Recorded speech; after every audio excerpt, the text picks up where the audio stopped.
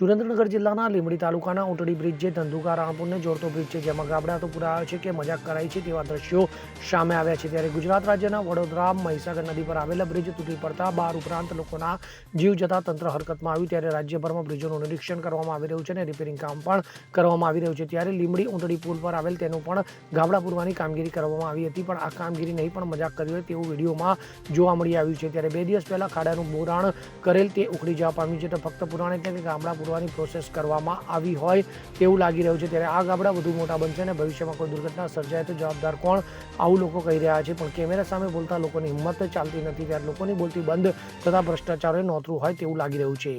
કલ્પેશ વાઢેર સાથે CN24 news, Surendranagar. હવે જુઓ દેશ દુનિયાની તમામ ખબરો તમારી આંગળીના ટેરવે। ઉઠાવો મોબાઈલ અને Google Play Store પરથી ડાઉનલોડ કરો અમારી CN24 ન્યૂઝ મોબાઈલ એપ।